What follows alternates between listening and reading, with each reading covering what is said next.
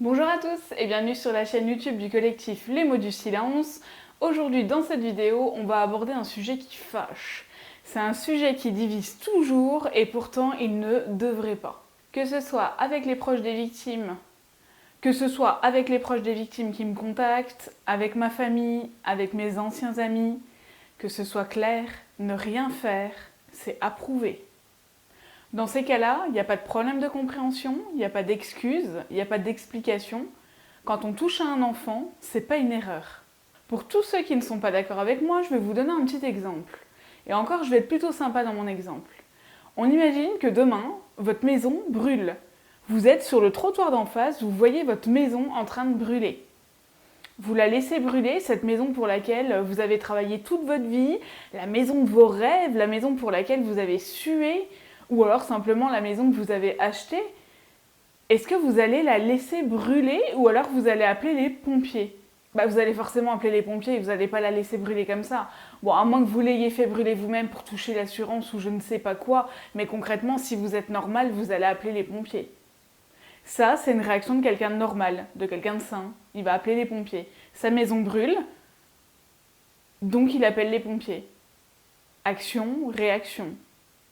Et si derrière votre écran, vous vous dites que non, vous êtes prêt à laisser votre maison brûler pourvu d'avoir raison, franchement, allez vous faire soigner parce que vous avez un sacré problème. Et si vous pensez comme moi, vous devez même vous demander comment je peux comparer un enfant à une maison. Alors vous êtes tout à fait normal, j'ai juste pris cet exemple-là parce que quand on touche au matériel ou au confort des gens, ça leur parle. J'en ai déjà parlé sur ma chaîne, j'en ai déjà parlé sur le plateau d'énergie 12, mais pour que vous compreniez bien les choses, je vais les réexpliquer en prenant mon cas comme exemple. Dans mon cas à moi, j'en ai parlé à mes parents quand j'avais 13 ans. Mes parents en ont informé une partie de la famille, en tout cas j'avais des tantes et des oncles qui étaient au courant, et personne n'a rien fait. Ils n'ont pas agi.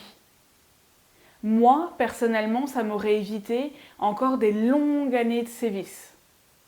En fait, en ne faisant rien, ils ont permis à mon agresseur de continuer pendant des longues années.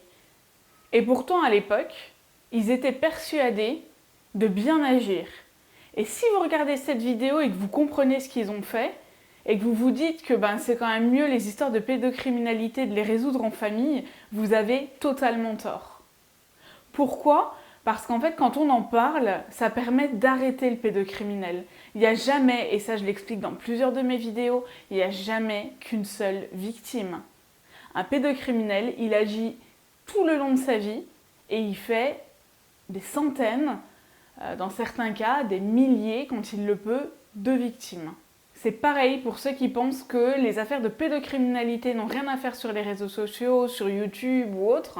Non, dans plusieurs affaires, ça permet de retrouver plusieurs autres victimes et ça permet aussi parfois même de retrouver des témoins ou de persuader des gens de témoigner dans les affaires.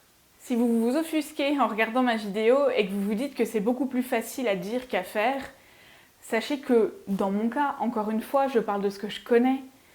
Ça aurait permis d'avoir des preuves physiques, ça m'aurait évité une bataille judiciaire de quasiment 7 ans pour un résultat qui a été clairement médiocre. Pareil pour ma reconstruction, ça m'aurait permis en fait de ne pas avoir à me reconstruire du rejet.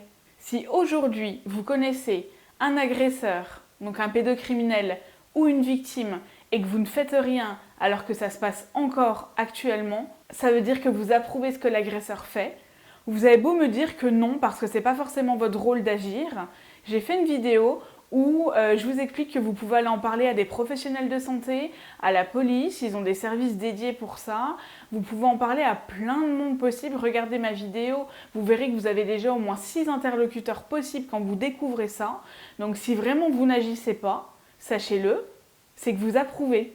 Il n'y a pas d'excuse possible dans ces cas-là. Il n'y a pas d'explication non plus. Je sais que j'arrête pas de le dire dans la vidéo, mais si vous n'agissez pas, c'est quelque part vous êtes d'accord avec ce qui se passe. Et si vous vous dites aussi que ce n'est pas à vous d'agir, concrètement, si ce n'est pas à vous d'agir, c'est à qui d'agir ?